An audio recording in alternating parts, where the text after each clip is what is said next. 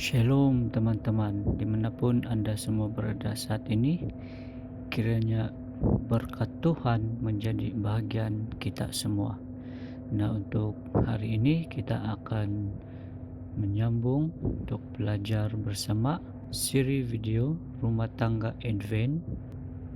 Kita akan masuk bahagian yang ketiga, memilih teman hidup. Kita akan masuk kepada pasal yang keenam, keputusan yang agung. Nah, pernikahan bahagia atau yang malang jika orang yang bermaksud menikah tidak menginginkan kesengsaraan, bayangan kemalangan sesudah nikah. Mereka memikirkan soal itu dengan sungguh-sungguh dan tekun.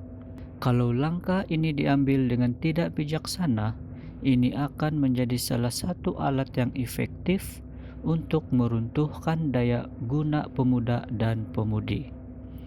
Hidup itu akan menjadi suatu beban, menjadi satu kutuk. Tidak ada seorang yang dapat merusak kebahagiaan dan kegunaan seorang wanita dengan sangat menyedihkan serta membuat kehidupannya suatu beban yang meremukkan hati selain dari suaminya sendiri. Dan tidak ada seorang pun yang dapat melakukan 1/100 bahagian buat menghancurkan segala pengharapan dan cita-cita seorang suami serta merusak pengaruh dan kemungkinannya selain daripada seorang istri. Sejak dari pernikahan itulah banyak pria dan wanita menentukan keberhasilannya kehidupan yang akan datang. Saya ingin untuk membuat anak muda itu melihat dan merasakan bahaya yang mengintai mereka, khususnya bahaya melangsungkan pernikahan tidak bahagia. Pernikahan ialah suatu hal yang akan mempengaruhi dan menentukan kehidupanmu baik dalam dunia ini maupun dalam dunia yang akan datang. Orang Kristen yang tulus hati tidak akan meneruskan niatnya menikah tanpa mengetahui bahwa Allah berkenan terhadap tindakan itu. Ia tidak mau memilih buat dirinya sendiri. Dia akan merasa bahwa Allah harus memilih bagi dia. Kita bukan hanya menyenangkan diri kita sendiri, karena Kristus tidak mencari kesenangan bagi dirinya sendiri. Bukanlah maksud saya supaya seseorang menikahi orang yang tidak dicintainya. Perbuatan yang demikian adalah dosa. Tetapi hayalan dan perasaan emosional sekali-kali tidak boleh dibiarkan menuntun kepada kehancuran. Allah menuntut penyerahan segenap hati, cinta kasih yang luhur. Sikap terburu perlu diperlambat. Hanya sedikit orang yang mempunyai pandangan yang tepat tentang ikatan pernikahan. Nampaknya banyak orang berpendapat bahwa itulah puncak kebahagiaan yang sempurna. Tetapi sekiranya mereka dapat mengetahui 1/4 saja hati pria dan wanita yang hancur oleh ikatan sumpah pernikahan, tentu mereka tidak akan merasa heran mengapa saya menulis kalimat ini. Dalam banyak hal, pernikahan itu telah menjadi satu kuk yang memiluhkan hati. Beribu-ribu orang yang telah menikah tetapi tidak sejodoh. Buku-buku surga dipenuhi dengan catatan kesengsaraan, kejahatan, dan perlakuan kejam yang tersembunyi dalam jubah pernikahan. Inilah sebabnya saya suka mengamarkan orang-orang muda yang telah mencapai umur supaya sikap terburu-buru itu diperlambat dalam memilih teman hidupnya.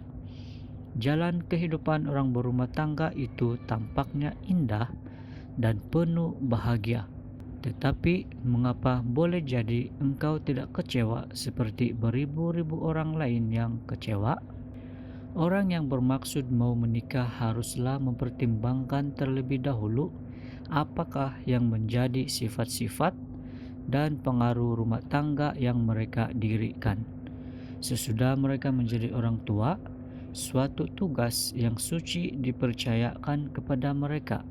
Sebagian besar ukuran kemakmuran dan kebahagiaan anak-anak mereka dalam dunia ini dan di dunia yang akan datang tergantung atas mereka. Kepada tingkat yang lebih tinggi, baik perkembangan jasmani maupun moral anak-anak itu, merekalah yang menentukan. Keadaan masyarakat banyak bergantung kepada sifat-sifat tabiat yang ada dalam rumah tangga itu. Besarnya pengaruh tiap-tiap keluarga akan menentukan neraca baik atau turunnya di antara masyarakat itu. Memilih faktor-faktor yang sangat penting. Para orang muda Kristen haruslah berhati-hati dalam membentuk persahabatan dan dalam memilih teman-teman.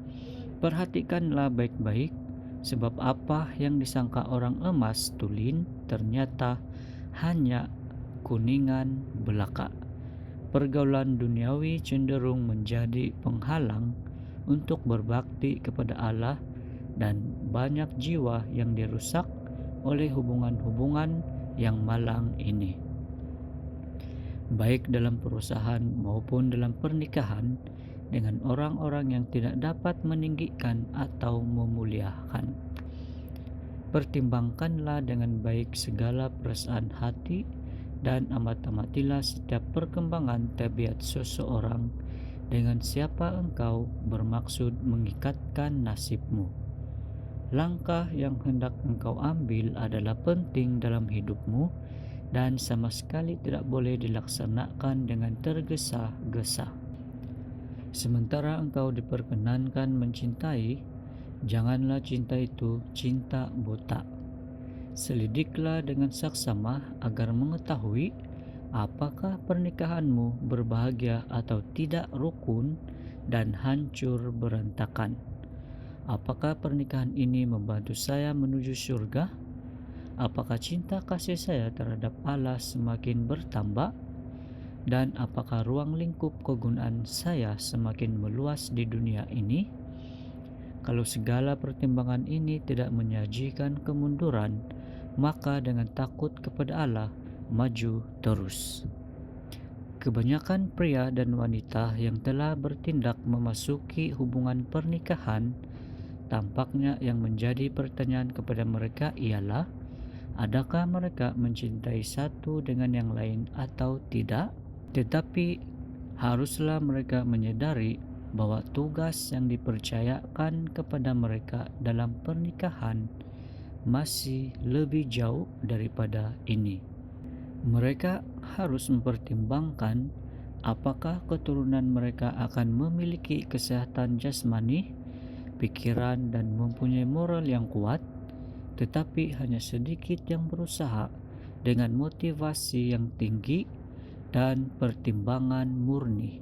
Mereka tidak dapat menolak begitu saja karena masyarakat mempunyai tuntutan terhadap mereka bahwa tekanan pengaruh keluarga mereka akan mendorong naik turunnya neraca keadaan masyarakat.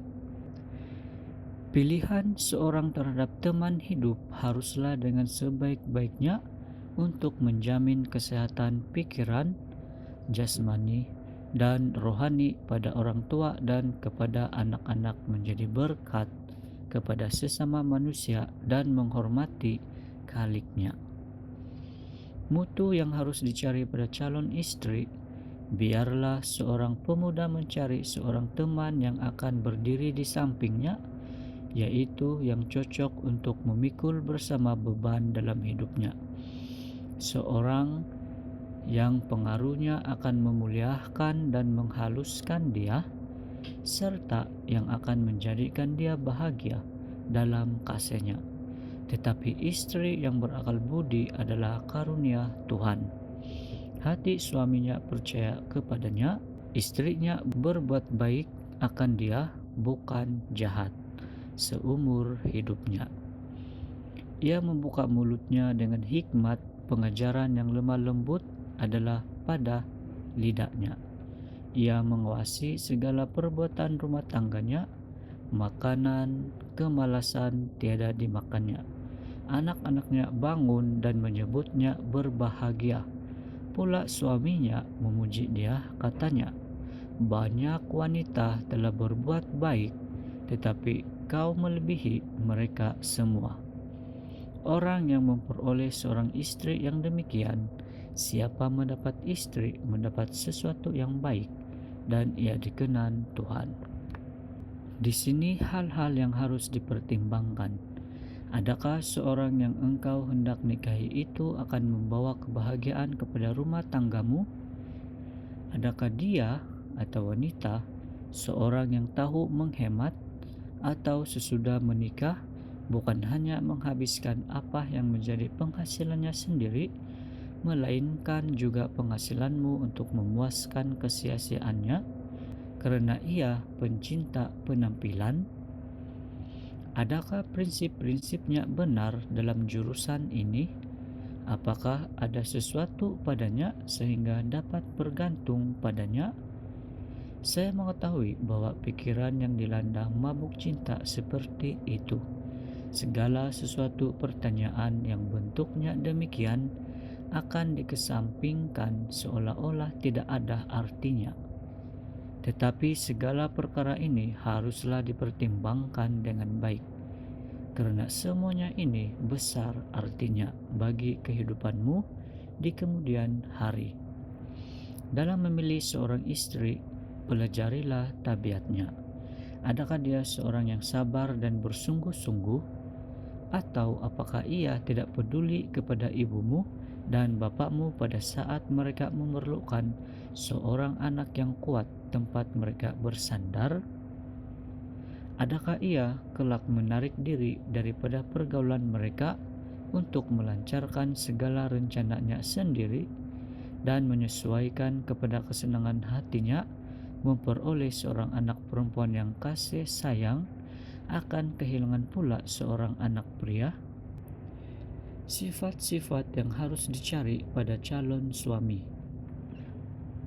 Sebelum menerima lamaran pernikahan, hendaklah tiap-tiap wanita menyelidik apakah pria dengan siapa ia hendak menggabungkan nasibnya layak atau tidak. Bagaimanakah corak kehidupannya pada waktu yang silam? Apakah kehidupannya suci? Adakah cinta yang diucapkannya itu bersifat mulia dan tulus, ataukah itu hanya rayuan emosional sahaja? Apakah dia mempunyai sifat-sifat tabiat yang akan membuat dia berbahagia? Dapatkah ia memperoleh kesejahteraan sejati dan kesukaan dalam kasih sayangnya? Masih diperbolehkankah dia memelihara kepribadiannya, atau haruskah pertimbangannya dan angan-angan hatinya diserahkan ke bawah pengendalian suaminya? Dapatkah ia menunaikan tuntutan juru selamat sebagai hal yang terutama? Masih dapatkah terpelihara tubuh dan jiwa, segala pikiran dan maksud tetap suci dan bersih? Pertanyaan-pertanyaan ini mempunyai kepentingan yang fatal.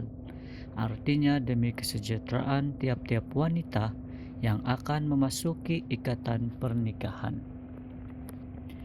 Biarlah wanita yang merindukan persekutuan yang tenang dan berbahagia, yang mau terhindar dari kemelaratan dan duka cita pada kemudian hari, bertanya sebelum menyerahkan kasih sayangnya. Apakah dia mengenal kewajibannya terhadap saya sebagai ibu? Apakah yang menjadi ciri tabiatnya? Maukah dia memperhatikan segala kehendak hatiku dan kebahagiaanku? Kalau calon suami itu tidak menghargai dan menghormati ibunya, apakah dia mau menyatakan penghargaan dan cintanya, kemurahan dan perhatian kepada istrinya? Setelah romantika pernikahan itu sudah berlalu, maukah dia tetap mengasihi saya seterusnya?